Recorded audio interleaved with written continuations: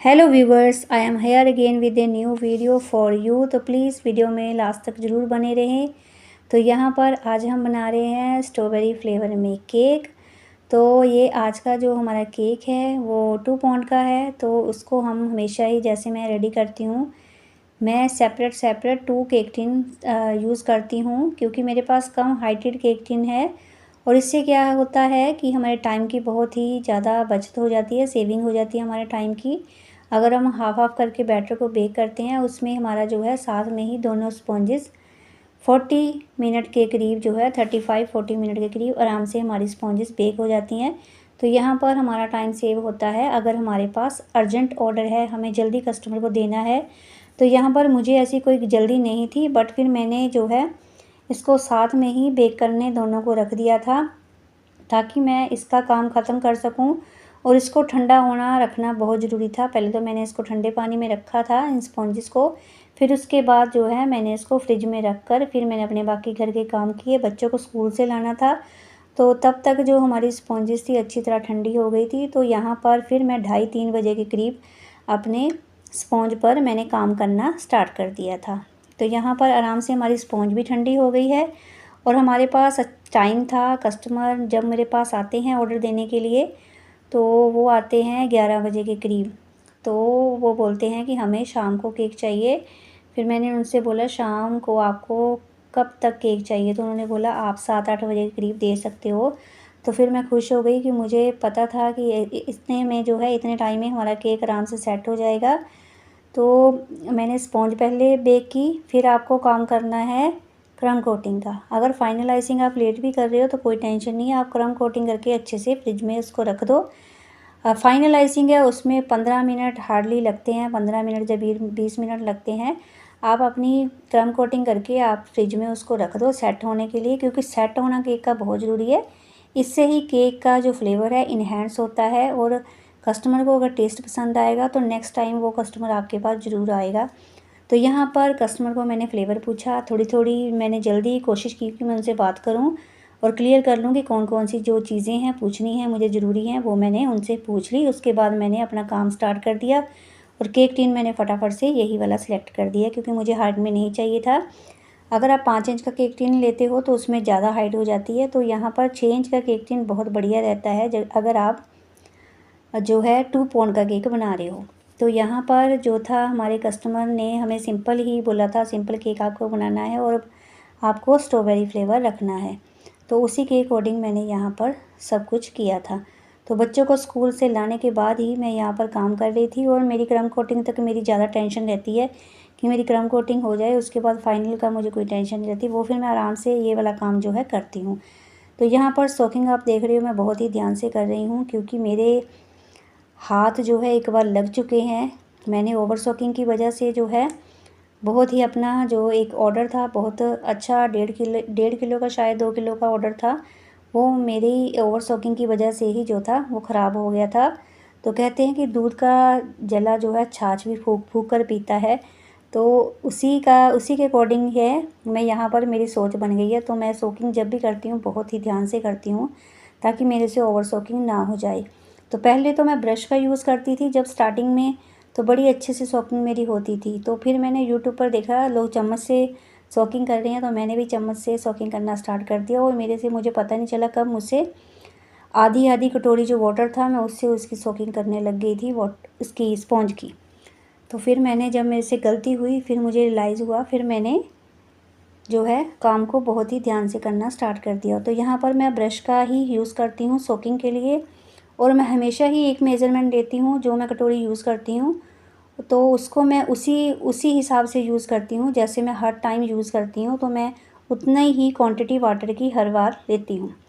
तो यहाँ पर आपको सोकिंग ओवर नहीं करनी है, नहीं तो आपकी स्पॉन्ज जो है ज़्यादा गीली हो जाएगी और वो टूट जाएगी, ठीक है। और बॉटम की जो हमारी लेयर होती है उसको हमेशा ही कम सोक करना है, ताकि आपकी बॉटम की लेयर ना टूटे। बॉटम की लेयर को बहुत कम सोकिंग करें।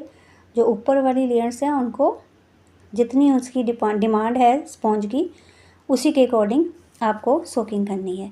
तो यहाँ पर कलर आप देख रहे हो मैंने टेल कलर यूज़ किया है। मेरी जो पिछली वीडियो है उसमें मैंने टेल कलर यूज़ किया था, तो वो उसके साथ ही मुझे ये 2 दिन बाद ये ऑर्डर मिल गया था। और क्रीम मेरे पास बची हुई थी, क्योंकि जब मैंने कस्टमर का पिछले केक में नेम राइट किया था तो वहाँ पर मेरे से अचानक, जब हड़बड़ी में मैंने 1 घंटे में वो केक रेडी किया था, तो हड़बड़ी में मेरे से ज़्यादा क्रीम जो थी, कलर था वो मेरे से क्रीम में ज़्यादा ऐड हो गया था। जस्ट मुझे सिर्फ वहाँ पर कस्टमर का उस कलर से नेम लिखना था, तो फिर इतने ड्रॉप्स चले गए थे ना उसमें, तो फिर मैंने उसको सेव कर लिया था। फिर जैसे ही मुझे पता नहीं था इस ऑर्डर का, मुझे अचानक ही मिला था।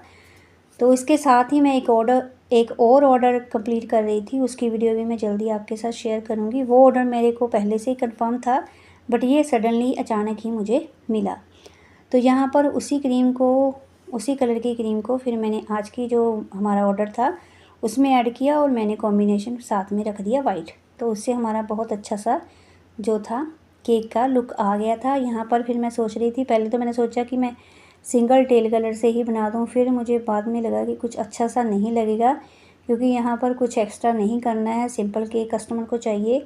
तो फिर मैंने वाइट का कॉम्बिनेशन रख दिया है। आप भी ऐसा ही करें, अगर आपके पास सिंपल डिज़ाइन के ऑर्डर आते हैं तो कॉम्बिनेशन ज़रूर रखें। सिर्फ एक ही कलर में अपने केक को रेडी ना करें, क्योंकि अगर एक ही कलर को आप रेडी करते हो किसी केक को, तो वहाँ पर आपको एक्स्ट्रा डेकोरेशन के लिए चीज़ें चाहिए होती हैं, जैसे कि एक्रेलिक टॉपर होते हैं, तो वो काफ़ी अच्छे से ऐसे केक्स पर बैठते हैं और सुंदर लगते हैं देखने में।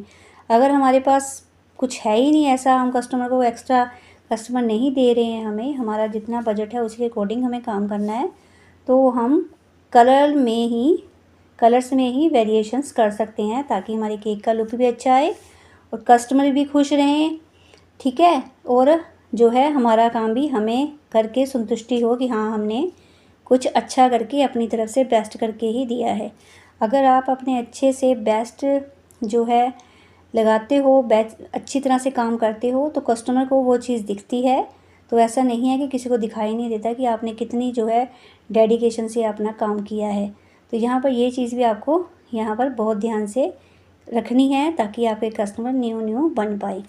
तो यहाँ पर हमने टॉप को भी ऐसे ही स्मूथ कर लिया था। तो यहाँ पर फटाफट से मैं ये काम कर रही थी, क्योंकि मुझे दूसरे को केक पर काम करना था, और मेरा फॉन्डेंट का केक था वो, तो उस पर भी मैं काम स्टार्ट कर चुकी थी। साथ साथ ही उसकी भी स्पॉन्जेस मैंने बेक कर ली थी, और इसकी भी बेक करके रख ली थी। जब इसकी मैंने क्रम कोटिंग की, उसके बाद मैं फ्री थी, फिर मैंने सोचा कि अब उसकी क्रम कोटिंग हो गई है, तो मैं नेक्स्ट जो मेरा केक का ऑर्डर है, तो उसके लिए मैं स्पॉन्ज बेक करके रख लेती हूँ। पहले मैंने इसकी स्पॉन्जेस पे काम किया, फिर मैंने उसको बेक करके इसको कंप्लीट करके फिर मैंने नेक्स्ट केक पर जो है अपना काम करना स्टार्ट किया। तो यहाँ पर जहाँ भी गैप थे, मैं उसको दोबारा क्रीम से फिल कर रही हूँ। तो यहाँ पर डिज़ाइन तो मैंने सोच लिया था, तो उसी के अकॉर्डिंग मैं यहाँ पर सारा जो है काम कर रही थी। तो उसके बाद मुझे यहाँ पर बिल्कुल सिंपल लग रहा था, तो फिर मैंने यहाँ पर अपना नया स्क्रैपर यूज़ किया है। काफ़ी देर से मेरे पास है, ऐसे 2 स्क्रैपर हैं। एक का यूज़ तो पहले भी काफ़ी समय पहले मैं आपको दिखा चुकी हूँ। तो स्क्रैपर से जो था हमारे केक का लुक बहुत बढ़िया आ गया था, बट थोड़ा सा स्क्रैपर जो डिस्टर्ब हो रहा था चलने में, क्योंकि मेरी जो बेस बोर्ड है उसमें एक लाइन सी थी, तो उसमें बार बार जो मेरा स्क्रैपर था वो अटक रहा था। तो उसकी वजह से थोड़ा सा हमारा जो डिज़ाइन है साइड से थोड़ा डिसबैलेंस्ड हुआ है, ऊपर नीचे हो गया है। तो उसके बाद फिर मैंने सोच लिया था कि बच्चे की जो नेम है वो मुझे फ्रंट पे राइट करना है, क्योंकि जैसे मैंने हमेशा ही देखा है केक का लुक जो ऐसे हम राइट करते हैं नेम को, तो उससे हमारे केक का लुक बढ़ जाता है। अगर हम पाइपिंग बैग यूज़ करते हैं तो उसमें राइटिंग बहुत अच्छी चाहिए, और वो मेरी है नहीं, तो इसीलिए मैं यही मेथड को यूज़ करती हूँ। आप भी इस मेथड से आसानी से अपने केक पर राइटिंग कर सकते हैं, क्योंकि राइटिंग मेन इशू रहता है। जब हम केक बनाना सीख जाते हैं तो हमें होता है कि हाँ, हम सारा केक हमने बना लिया है, अब राइटिंग ऊपर से अच्छी ना हुई तो केक का सारा लुक बेकार हो जाएगा। तो ऐसे ही केक के लुक को अगर आपको भी अच्छा करना है, सुंदर दिखना चाहिए आपका केक, तो उसके लिए आप कटर्स यूज़ कर सकते हैं, अल्फ़ाबेट कटर्स। तो यहाँ पर जो मेरे अल्फ़ाबेट हैं वो मैंने कैसे रेडी किए हैं, वो आप मेरी प्रीवियस वीडियो में देख सकते हैं, मैंने कैसे उनको बनाया है, और ये फॉन्डेंट के नहीं है। तो टॉप पर हमने वेविंग पैटर्न दिया है, तो जो हमारी स्प्रिंकल्स थे वो हमने लास्ट में ऐड किए हैं। और मुझे बहुत ही अच्छा लगता है अगर किसी बच्चे का केक हो जो 9-10 साल का हो, जो इससे छोटा हो, तो मुझे स्प्रिंकल्स ऐड करके बहुत खुशी मिलती है, क्योंकि बच्चों को स्प्रिंकल्स बहुत पसंद होते हैं। तो यहाँ पर खाली लग रहा था तो मैंने टॉप पर जो है स्प्रिंकल्स ऐड कर दिए, बर्थडे टैग ऐड कर दिया है। आज की वीडियो अच्छी लगी है तो लाइक करें। Thanks for watching. फिर मिलती हूँ एक नई